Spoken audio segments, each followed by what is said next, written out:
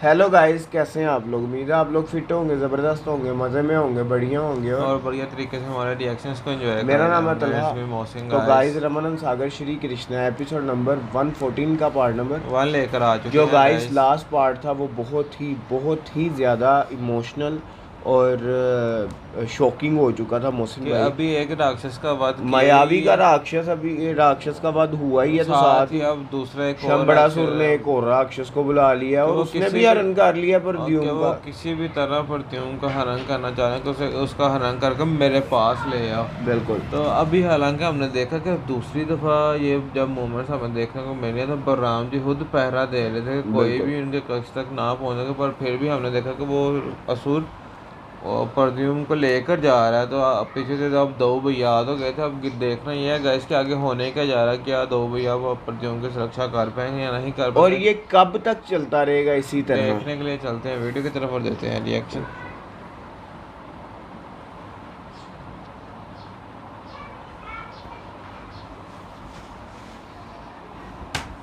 हाँ सुरेश्वर, आपने मुझे क्यों स्मरण किया है? इस बार तुम्हें केवल एक नवजात शिशु का हरण करना है।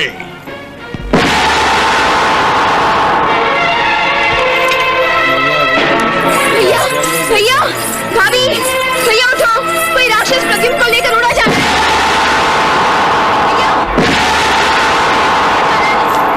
अब मैं द्वारकाधीश की पहुंच से दूर हूँ। लगेगा अब मुझे कोई नहीं पकड़ सकता।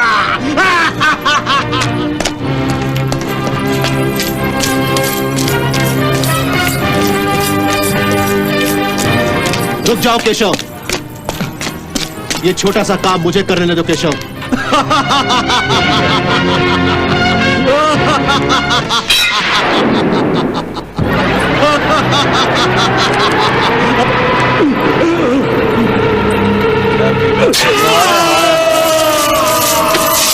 क्या बात है ये।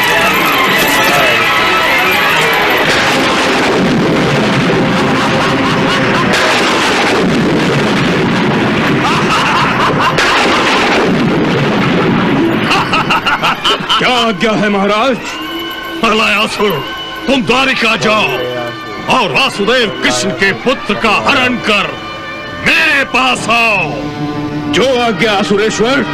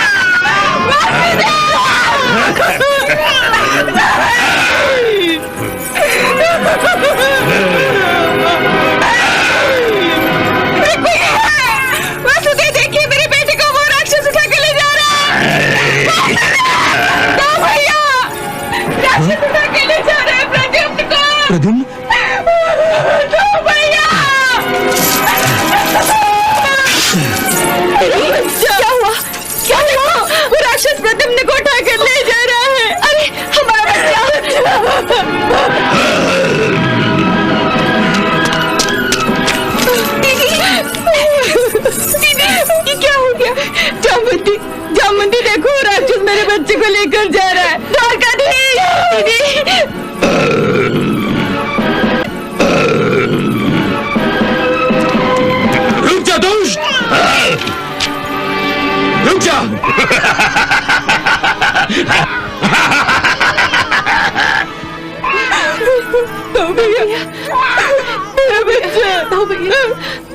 हट जाओ मेरे रास्ते से, वरना मेरे पैरों के नीचे आ गए तो धरती में धंस जाओगे, धरती में। अरे दुष्ट दानव, छोड़ दे मेरे प्रद्युम्न को, छोड़ दे, वरना मैं तुझे जीवित नहीं छोड़ूंगा।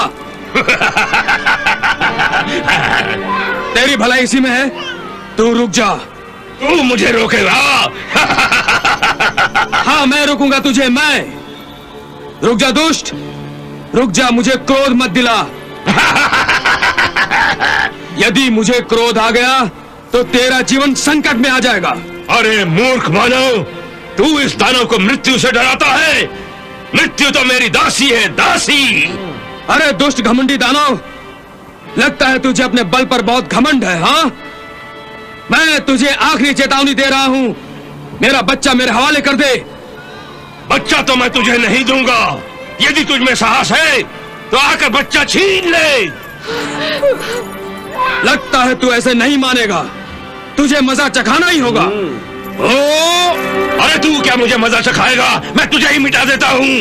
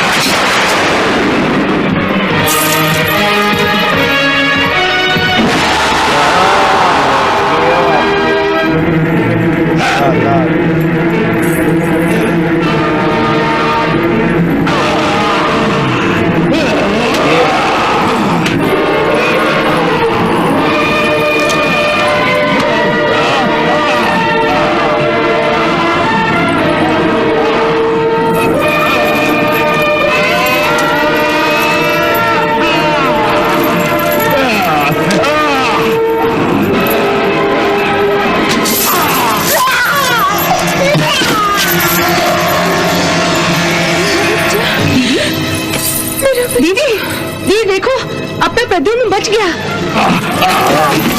सब ठीक हो जाएगा दीदी, देखो सब ठीक हो गया है दीदी, सब ठीक हो गया। देखो दीदी, दीदी अपना प्रद्युम्न बच गया। दीदी, दीदी होश में आओ।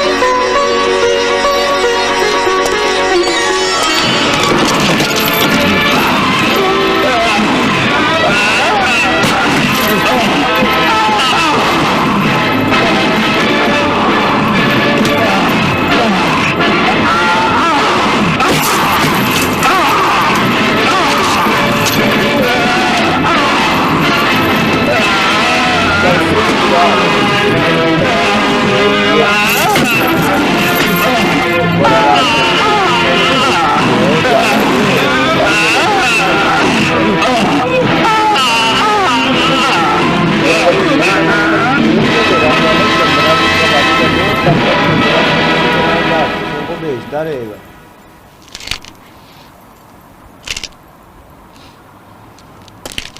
असंभव, असंभव, असंभव। ये तुम क्या कह रही हो मायावती? उन ग्वालों ने मेरे दूसरे मायावी राक्षस का भी नाश कर दिया। मैं उन्हें जिंदा नहीं छोड़ूंगा।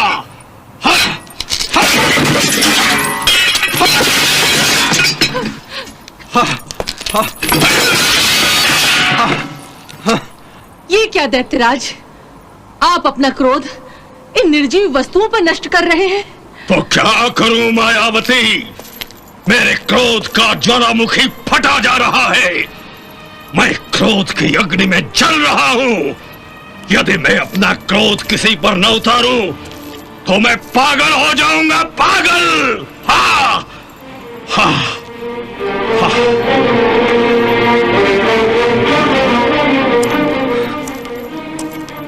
उन ग्वाले शत्रुओं ने मेरे दो मायावी राक्षसों का नाश कर दिया। हाँ, नाश कर दिया। और वेस्ट कर दे। हमसे बहुत बड़ी भूल हो गई है नाथ। हमने कृष्ण जैसे शत्रु को इतना तुच्छ समझ लिया था कि उसके सीने से उसका कलेजा निकाल लाने के लिए अपने 2 साधारण राक्षसों को दांव पर लगा दिया था। मायावती, वो साधारण राक्षस नहीं थे, ये बात वो मेरे सबसे शक्तिमान और मायावी राक्षस थे, जिन्हें शत्रुओं ने चींटियों की भांति मसल डाला। मायावती, नाथ, आप समझने की कोशिश कीजिए कि आपका सबसे शक्तिशाली, विशाल और विराट राक्षस भी कृष्ण की बराबरी नहीं कर सकता। पर क्यों मायावती? इसलिए कि आपके सारे राक्षस आपके दास हैं और दास कभी स्वामी की बराबरी नहीं कर सकता। अर्थात तो गाइस यहाँ खत्म हुआ ये पार्ट भी बहुत इंटरेस्टिंग था। हमने देखा मायावती अपने पति को हैप्पी बर्थडे टू यू करवाना चाह रही है। हाँ, लास्ट में बातों से तो यही लग रहा था कि दास कभी भी वो जो है स्वामी की बराबरी नहीं कर अब ये सकता। अपने स्वामी को उनके स्वामी के पास भेजना चाहिए, अपने स्वामी की हैप्पी बर्थडे टू यू करवाना कि स्वामी ही स्वामी का हाँ जी। वध कर सकता है।